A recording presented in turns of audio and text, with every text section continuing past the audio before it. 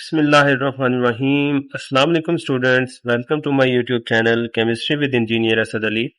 इस चैनल के अंदर आपको चैप्टर वाइज सारे लेक्चर्स मिलेंगे, न्यू बुक के अकॉर्डिंग, न्यू सिलेबस के अकॉर्डिंग। तो चलिए हम चैप्टर नंबर 1 के पहले ही टॉपिक से आगाज करते हैं।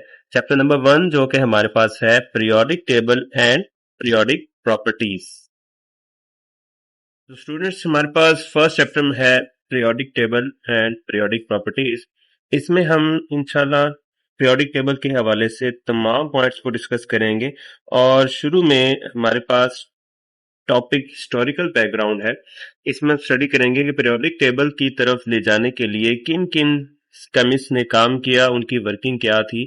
तो इस हवाले से हमारी बुक में जो शुरू में थोड़ी बहुत डिस्क्रिप्शन दी गई है वो ये है कि पीरियोडिक टेबल हमारे पास कंसीडर किया जाता है as a symbol of chemistry, because periodic table को समझे बगैर हम केमिस्ट्री को नहीं समझ सकते। और हमारे मॉडर्न पीरियोडिक टेबल में 118 एलिमेंट्स को अरेंज किया गया है on the basis of their atomic number. तो बेटा ये आप लोगों को की पॉइंट्स भी याद रखने हैं अपने एमसीक्यूज के लिए। 118 एलिमेंट हैं और उनको किस बिना पे अरेंज किया गया है, एटॉमिक नंबर की बिना पर अरेंज किया गया है। तो students, pre historic era elements में हमारे पास कुछ ऐसे एलिमेंट्स के नाम हैं जिनके बारे में मालूमात थी केमिस्ट को, और उनमें हमारे पास ये चंद एलिमेंट्स आते हैं like coal, silver, iron, phosphorus, sulphur, zinc and arsenic. तो बेटा सबसे पहले जो हमारे पास क्लासिफिकेशन आती है that is Antoine Lavoisier, 18th century, 18वीं सदी में। इसके दौर में जो एलिमेंट्स के बारे में पता था, सबसे पहले क्लासिफिकेशन एंटोनी लवोइसियर ने की इस बिना पर कि उनमें से मेटल्स कौन से हैं और नॉन मेटल्स कौन से हैं। तो मेटल्स की प्रॉपर्टीज जांची उसने और नॉन मेटल्स की। लाइक मेटल्स हम कहते हैं इलेक्ट्रॉन को लूज करते हैं और नॉन मेटल्स क्या करते हैं, इलेक्ट्रॉन को गेन करते हैं। मेटल्स अच्छे कंडक्टर्स होते हैं और नॉन मेटल्स अच्छे कंडक्टर नहीं होते। तो इस बिना पर अपने दौर में जो एलिमेंट्स मौजूद थे, लवोइसियर ने क्या किया था, उनकी क्लासिफिकेशन कर दी थी। उसके बाद बेटा जी हमारे पास नाम आता है डॉब राइनर ट्राइएड्स। डॉब राइनर ने 1829 में क्लासिफिकेशन की अपने नॉलेज के मुताबिक। उसने क्या पेश किया लॉ, उसने कहा कि मैं 3 एलिमेंट्स का ग्रुप बनाऊंगा। तो उसने जो ट्राई एड्स में लफ्ज ट्राई आ रहा है, ट्राई का मतलब क्या होता है, 3। तो उसने अपने वक्त में मौजूद एलिमेंट्स को 3-3 के ग्रुप में डिवाइड कर दिया था या उनको क्लासिफाई कर दिया था, और उसने कहा था कि उनकी प्रॉपर्टीज आपस में मैच करती है। तो इस केस में बेटा ये साथ मैंने आपको एग्जांपल कोड की है like lithium, sodium, potassium, calcium, strontium, barium. तो उसने इस तरह से ना 3-3 एलिमेंट्स का एक ग्रुप बना दिया था और उसने कहा था कि इनकी प्रॉपर्टीज आपस में मैच करती। प्लस उसने अपना एक लॉ दिया था, लॉ ऑफ ट्राइएड्स। उसका मतलब क्या होता है, उसका मतलब ये होता है कि जो ट्राइएड्स ने राइनर ने पेश किया था, 3-3 एलिमेंट्स का जो ग्रुप था, उसमें उसने कहा था कि जो दरमियान वाला मिडल एलिमेंट है उसका आप एटॉमिक मास निकाल सकते हैं by the average of other 2 elements. For example, ये आपके इस ग्रुप में सोडियम दरमियान में मौजूद है, तो उसने कहा था कि अगर आप लिथियम और पोटाशियम के एटॉमिक मास का एवरेज ले लें तो हमारे पास क्या निकल आएगा, सोडियम का एटॉमिक मास निकल आएगा। तो इसकी मैंने एग्जांपल भी कोट किया है, हम नेक्स्ट स्लाइड में देखते हैं इसको। तो नेक्स्ट स्लाइड में हमारे पास एग्जांपल आ जाती है लिथियम का। जैसे हमें मालूम है एटॉमिक मास 7 होता है, सोडियम का 23, पोटाशियम का 39। तो अकॉर्डिंग टू डॉब राइनर उसने क्या किया, उसने फर्स्ट और लास्ट वाला एलिमेंट जो है उसके एटॉमिक मास को प्लस किया, जैसे आपको नजर आ रहा है 7 + 39, और उनका ले लिया उसने एवरेज। एवरेज के लिए हम क्या करते हैं, 2 से डिवाइड कर देते हैं। तो 46 divided by 2 that comes out to be 23। तो 23 जो एटॉमिक मास होता है वो हमें मालूम है किसका होता है, सोडियम। तो यहां से इसने जो अपना रूल दिया वो सही साबित हो रहा था, बट ये केस हर किसी के लिए सही साबित नहीं हुआ। मतलब अगर उसने 3-3 एलिमेंट्स का ग्रुप बनाया था तो हर ग्रुप में जो मिडिल एलिमेंट का एटॉमिक मास है वो अदर 2 के एवरेज से नहीं निकलता था, तो इसलिए इसकी क्लासिफिकेशन फेल हो गई थी।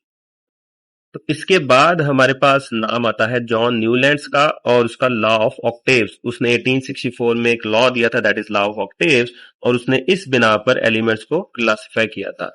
अपने दौर में मौजूद उसने 62 एलिमेंट्स को क्लासिफाई किया था और इसका ताल्लुक इंग्लैंड से था, इसलिए इसको कहा जाता है इंग्लिश केमिस्ट जॉन न्यूलैंड। इसका कारनामा यह है कि इसने फर्स्ट टाइम पीरियोडिसिटी ऑब्जर्व की थी एलिमेंट्स में। पीरियोडिसिटी का मतलब क्या होता है? पीरियोडिसिटी हम कहते हैं रेपिटेशन आफ्टर रेगुलर इंटरवल, मतलब एक मखसूस हिस्से के बाद, एक मखसूस डिजिट के बाद चीजों का रिपीट होना एक मखसूस वक्फे के बाद। फॉर एग्जाम्पल हम कहते हैं जैसे दिन है, आज संडे है, तो हम कहेंगे कि 6 दिन के बाद दोबारा संडे आएगा। तो ये एक मखसूस वक्फा हो गया, उसके बाद रेपिटेशन हो रही है। तो इसी तरीके से महीने हैं, 12 महीनों के बाद वापसी हमारे पास वही महीना रिपीट हो जाता है, तो एक मखसूस डिजिट आ गया 12। तो इसको कहते हैं हम पीरियोडिसिटी, एक मखसूस वक्फे के बाद चीजों का रिपीट होना। तो इसने क्या किया था जॉन न्यूलैंड ने? इसने अपने नॉन एलिमेंट्स, अपने वक्त में जो एलिमेंट्स मौजूद थे उनके दरमियान पीरियोडिसिटी ऑब्जर्व की थी। उसने इस तरीके से उनको अरेंज किया था कि उनकी प्रॉपर्टीज में सिमिलैरिटी आती थी। फॉर एग्जाम्पल ये देखिए, जॉन न्यूलैंड ने ये कुछ एलिमेंट्स को तरतीब दी थी इस तरीके से, जैसे लिथियम एक मेटल है तो उसके नीचे भी क्या आ रहा है? मेटल ही आ रहा है, मतलब इनकी प्रॉपर्टीज आपस में क्या है? सेम है। इसको हम कहेंगे पीरियोडिसिटी। और ये कितने वक्फे के बाद इसकी प्रॉपर्टी मैच हो रही है या रिपीट हो रही है? तो हम ये काउंट करते हैं, 1 2 3 4 5 6 7 और ये आ गया 8। तो हर 8वें एलिमेंट की प्रॉपर्टी पहले वाले से रिजेंबल करती है। ये कहा था जॉन न्यूलैंड ने और उसी को उसने नाम दिया था कि पीरियोडिसिटी है, कि प्रॉपर्टीज बार बार 8 के हिस्से के बाद रिपीट हो रही है। तो उसने एलिमेंट्स को अरेंज किया था एटॉमिक मास की बिना पर, जैसे ये एलिमेंट्स मैंने लिखे हैं तो ये सारे एटॉमिक मास की बिना पर अकॉर्डिंग टू न्यूलैंड अरेंज हैं। और उसने अपना जो लॉ ऑफ ऑक्टेव पेश किया था वो यही है कि हर 8वें एलिमेंट की प्रॉपर्टी पहले वाले के साथ क्या करती है? रिजेंबल करती है। तो न्यूलैंड ने अपना जो ये कंसेप्ट पेश किया था, he was a music lover, उसने म्यूजिक की धुनों से ये 8वें एलिमेंट वाला जो कंसेप्ट पेश किया था वो म्यूजिक की धुनों से किया था। तो आप लोगों को बड़ा इंटरेस्टिंग लगेगा। ये देखिए जी, हमारे पास जो धुनें होती है ना वो ये होती हैं, सा रे गा मा पा धा नी। ये देखिए ये सारी धुनें, और 8वें के बाद 8 डिजिट्स के बाद दोबारा से वही धुन रिपीट हो रही है। तो आप काउंट कर सकते हैं, 1 2 3 4 5 6 7 8। 8वें के बाद वो धुन वापसी आ रही है। तो न्यूलैंड को क्योंकि म्यूजिक से बड़ा लगाव था, तो ये पियानो बहुत बजाता था, तो उसने ये देखा कि धुनें रिपीट हो रही हैं, तो इस तरीके से जो एलिमेंट्स हैं उनकी प्रॉपर्टीज भी रिपीट हो सकती हैं। तो इस एतबार उसने क्या दे दिया? Law of octaves. ऑक्ट का मतलब क्या होता है? 8। तो 8वें के बाद चीज का रिपीट होना। लेकिन इसकी भी ये जो क्लासिफिकेशन है फेल हो गई थी, बिकॉज हर एलिमेंट की प्रॉपर्टी आपस में मैच नहीं कर रही थी, अलग भी आ रहे थे, तो इसकी क्लासिफिकेशन को भी फेल कर दिया गया था।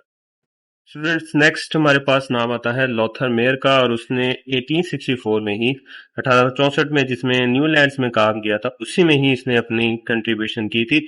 इसने दिया था हमें एक ग्राफ जिनको हम एटॉमिक कर्व्स कहते हैं, और ये ग्राफ उसने बनाया था बिटवीन एटॉमिक वेट और एटॉमिक वॉल्यूम के दरमियान।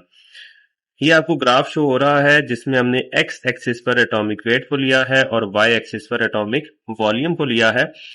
तो इसने अपने ग्राफ में कर्व्स शो करवाई थी, ये आपको कर्व्स नजर आ रही हैं, और उसने कहा था ये कर्व्स क्या शो कर रही हैं? पीरियोडिसिटी, जो कि न्यूलैंड से भी बात की थी। पीरियोडिसिटी का मतलब आपको मैंने बता दिया कि रेपिटेशन आफ्टर रेगुलर इंटरवल। तो ये देखिए आप, लिथियम का साइज छोटा होता है, सोडियम का बड़ा, पोटाशियम का उससे बड़ा, रुबिडियम का उससे बड़ा, एंड सो ऑन।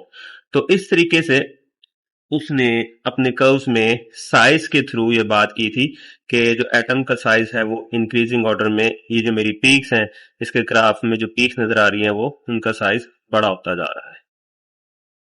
इसके बाद आता है हमारे पास दिमित्री मेंडलीव। 1869 में इसने अपनी कंट्रीब्यूशन पेश की थी, और मेंडलीव को हम father of the periodic table कहते हैं।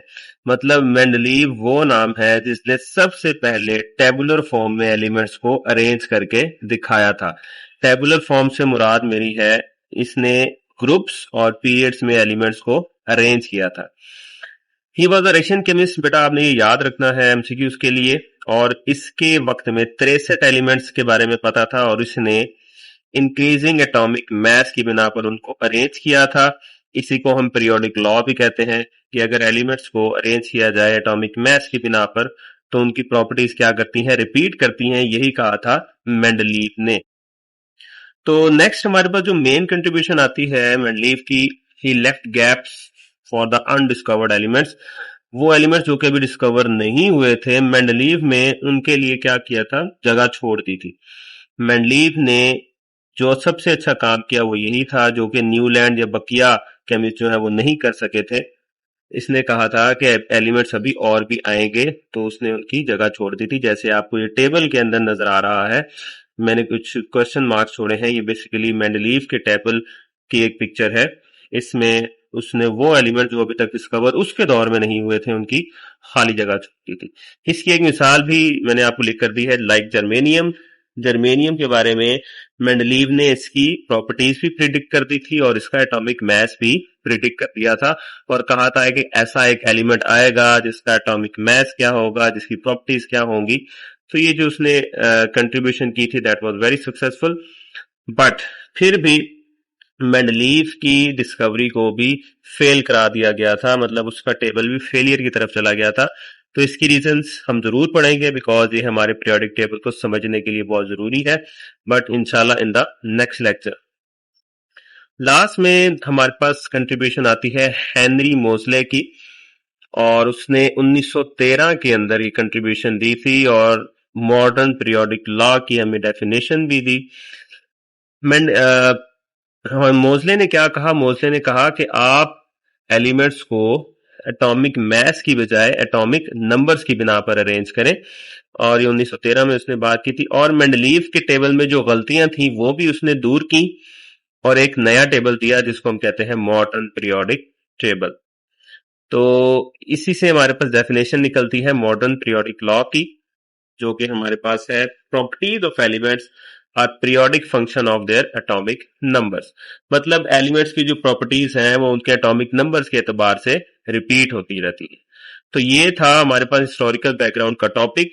इंशाल्लाह जो मेंडलीव के टेबल में गलतियां थी जो हेनरी ने मोजले ने दूर की थी और main features of the periodic table, वो इंशाल्लाह फिर हम नेक्स्ट चैप्टर में नेक्स्ट लेक्चर में शुरू करेंगे। अल्लाह हाफिज।